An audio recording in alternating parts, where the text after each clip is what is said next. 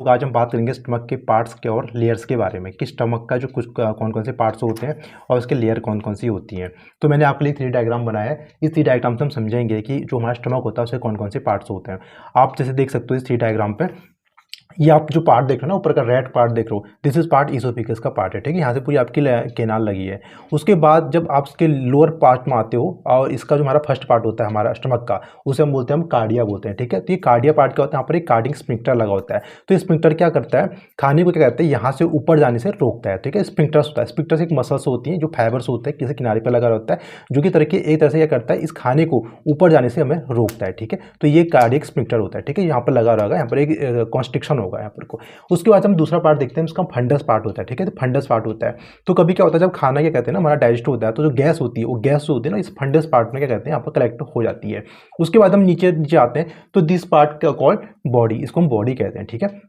उसके बाद जब आगे जाओगे तो एक यहाँ को एक स्ट्रक्चर मिलता है, 2 स्ट्रक्चर मिलते हैं, इसको हम पूरे को बोलते हैं, हम पाइलोरस बोलते हैं, ठीक, पाइलोरस पार्ट बोलते हैं। अब इसका भी डिफरेंशिएट करोगे तो इसका ये जो पहला पार्ट होता है उसको हम पाइलोरिक एंट्रम बोलते हैं, और इसका दूसरा पार्ट होता है उसको हम पाइलोरिक केनाल बोलते हैं। तो यानी पाइलोरस के 2 पार्ट हो गए, पाइलोरिक एंट्रम और पाइलोरिक केनाल हो गए। अब इसके बाद जब पाइलोरिक केनाल खत्म होती है तो उसके बाद आपको यहाँ पर एक रिंग और मिलती है, इसे हम बोलते हैं पाइलोरिक स्फिंक्टर बोलते हैं, ठीक है। तो स्फिंक्टर क्या करता है, जो खाना है हमारा ना, अब देखो मगर आपने खाना खाया तो खाने के पहले यहाँ पर क्या होता है, स्टमक के अंदर चर्निंग होती है, मिक्सिंग होती है, एचसीएल मिलता है, खाने का डाइजेशन होता है अच्छे से। तो अगर मान लो ये का स्फिंक्टर यहाँ पर नहीं होगा तो खाना डायरेक्ट क्या होगा, सीधा आपके इंटेस्टाइन पे चल जाएगा। तो इसको प्रिवेंशन करने के लिए और क्या कहते हैं, रेगुलेशन करने के लिए यहाँ पर एक स्फिंक्टर लगा रहता है, यहाँ पर देख लोगे रेड कलर का। तो ये स्फिंक्टर मसल्स फाइबर्स कैसे करके कॉन्स्ट्रिक्शन होता है यहाँ पर को, ठीक है। तो क्या करता है, खाने का प्रिवेंशन करता है अचानक, मतलब डायरेक्ट आपके इंटेस्टाइन में जाने से। उसके जब आपका खाना डाइजेस्ट होगा उसके बाद यहाँ से खाना इसे अलाउ करेगा, यहाँ से क्या कहते हैं ये रिंग लूज हो जाएगी और खाना यहाँ से आगे पास होगा। अब दिस पार्ट इसका जो स्टार्ट होता है यहाँ से डुओडेनम होता है, ठीक है। ये डुओडेनम पार्ट होता है। इसके बाद अब जाते हैं इसकी लेयर क्या क्या होती है। ये आपने स्ट्रक्चर ऊपर से देखा है, मान लो में क्या कहते हैं, अपने स्टमक को, अपने पेट को आपने क्या कहते हैं ऐसे काटा, उसके बाद आपने जो ऊपर से देखोगे आपको ऐसा दिखने को मिलेगा। अब एक चीज़ यहाँ पर देखो, ये जो आपको ये पार्ट दिख रहा है वाला, इस टायर का पार्ट, इसे हम बोलते हैं ग्रेटर कर्वेचर बोलते हैं, ठीक है। ग्रेटर कर्वेचर बोलते हैं। और जो नीचे वाला होता है इसे हम बोलते हैं लेसर कर्वेचर बोलते हैं, ठीक है। लेसर कर्वेचर है। अब आओ इसके आगे, अब जब आप इसके अंदर जाओगे तो आपको देखो एक लेयर मिलेगी, उसे हम बोलते हैं, क्या बोलते हैं, म्यूकोसा लेयर बोलते हैं, ठीक है। दिख रहा होगा ना म्यूकोसा, मैंने आपके स्टमक को काटा तो इससे मुझे म्यूकोसा मिल गई। अब म्यूकोसा में देख लो आपको हल्का सा रेड सा दिखा रखा है, तो ये बहुत सारे फोल्ड्स होते हैं, इसको हम बोलते हैं RUGAI बोलते हैं, क्या बोलते हैं, RUGAI, RUGAI। तो RUGAI क्या करते हैं, एब्जॉर्प्शन के लिए बढ़ाने के लिए, ठीक है, किसी चीज़ का एब्जॉर्प्शन बढ़ाने के लिए RUGAI होती है, बहुत सारे फोल्ड्स होते हैं। क्या करते हैं, आपका खाना जो भी है उसको जो भी डाइजेशन होगा उसको क्या कहते हैं, बहुत ज़्यादा क्या कहते हैं, इंक्रीज कर देते हैं, इसलिए RUGAI बने होते हैं।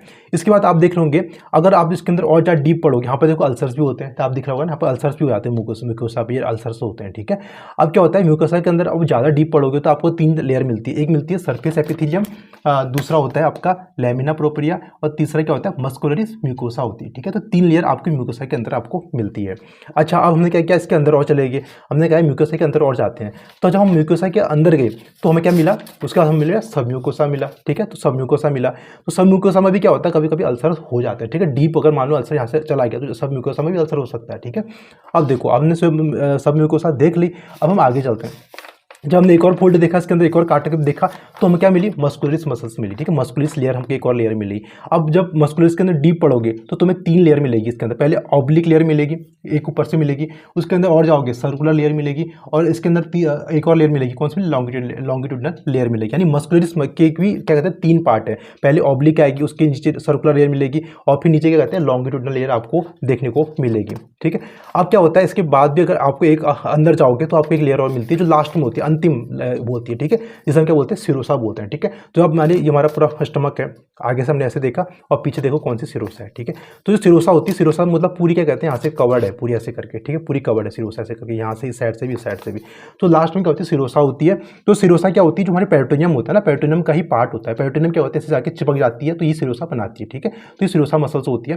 तो कभी कभी क्या होता है, आपको जो अल्सर्स होते हैं कभी कभी आपके यहाँ से डीप चले जाएंगे, बहुत ज़्यादा डीप चले जाएंगे और यहाँ से निकल जाते हैं, तो पेरिटोनियम में चले जाते हैं और पेरिटोनाइटिस भी करते हैं, ठीक है। तो याद करना चाहते हो उसका तरीका होता है, क्या होता है, देखो हम क्या करते हैं ना, कोई भी चीज़ होती है जो अंदर से होती है, आपकी जो लाइनिंग होती है, इनर लाइनिंग होती है, उससे म्यूकोसा होती है, हमें पता है। कोई भी अंदर आपकी गट की लाइनिंग होगी, उसके अंदर की जो लाइनिंग होती है उसे म्यूकोसा बोलते हैं, सबको याद होता है। उसके बाद क्या होता है, दिक्कत यहाँ आती है याद करने में। तो हम इसे कैसे याद कर सकते हैं, हम उसको ऐसे याद करते हैं, SMS, ठीक है। SMS आप मैसेज भेजते हो ना, SMS पहले भेजते थे, तो सब म्यूकोसा, ठीक है। M से क्या कहते हैं, मस्कुलरिस क्या आएगी, मस्कुलस आ गई, और ऐसे क्या आ जाएगी, सिरोसा आ जाएगी। तो एसएमएस सर्कल में याद रखते हैं, अंदर से बाहर को जाते हैं। और पहली कौन सी होगी, म्यूकोसा होगी, ठीक है। म्यूकोसा आपको पता रहती है, म्यूकोसा में कभी दिक्कत नहीं होती है, म्यूकोसा सबसे अंदर वाली होती है, ठीक है।